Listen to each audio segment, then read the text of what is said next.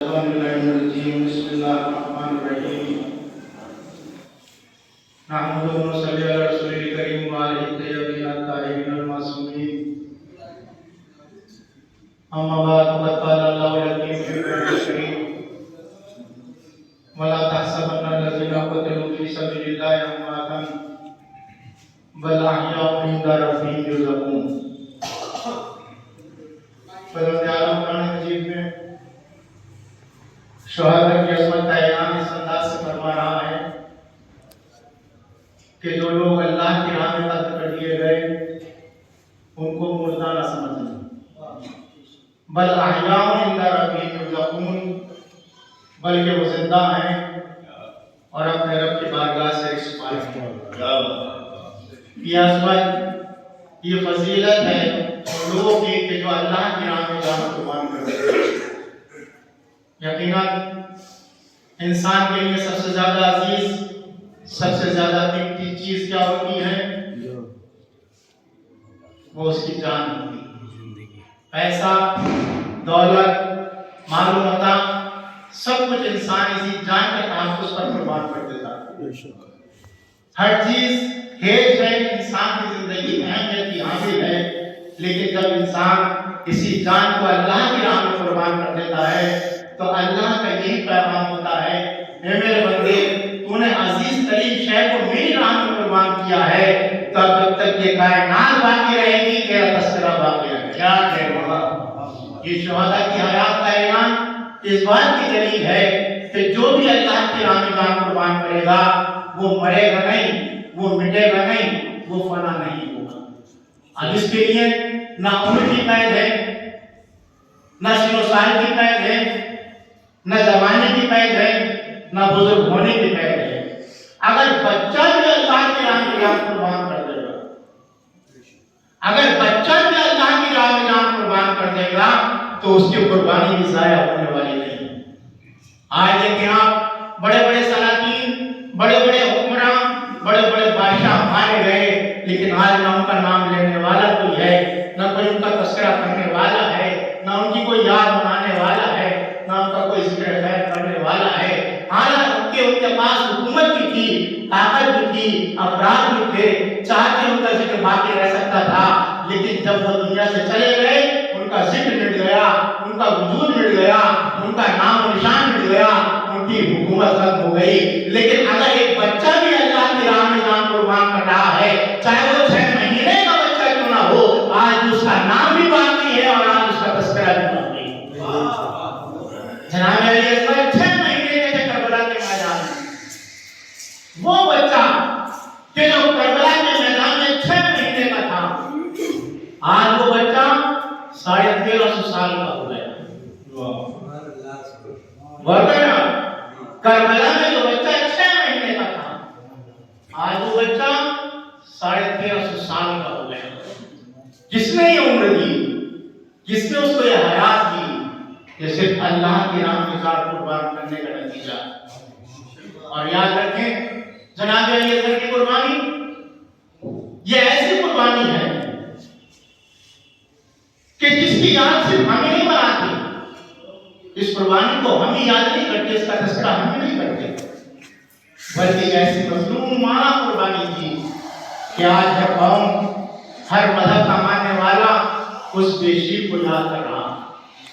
اگر صرف ہم ہی یاد کرتے، ہم ہی خراج عقیدت پیش کرتے تو انسان کہہ سکتا تھا کہ صاحب ان کو عقیدت ہے، یہ ان کے چاہنے والے ہیں، یہ ان کے ماننے والے ہیں، اس لیے ان کا تذکرہ کر رہے ہیں. لیکن ہمارے لاکھوں سلام اس ننھے مجاہد پر کہ جس کو ہر قوم خراج عقیدت پیش کر رہے ہیں.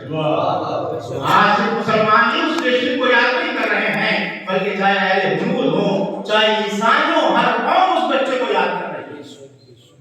آگے جب بچے کو یاد کرنا یہ کمال کی بات ہے. اگر کوئی بڑی شخصیت ہو جس کے بڑے کارنامے ہوں اس کو یاد کیا جائے تو کمال کی بات نہیں ہے، لیکن وہ بچہ جس کی عمر ہی 6 مہینے ہو اور اس کو ہر قوم یاد کرے، یہ کتنی بڑی اہمیت کی بات ہے. جناب علی اکبر کو ہندو کس طرح انداز سے یاد کرتے ہیں کہ آج بھی اگر آپ بنگال میں جائیں گے تو بنگال میں جس وقت جلوس نکلتا ہے محرم کا، اور زلزلہ نکلتا ہے تو باقاعدہ ہندو خواتین پیالوں میں دودھ لے کر کھڑی ہو جاتی.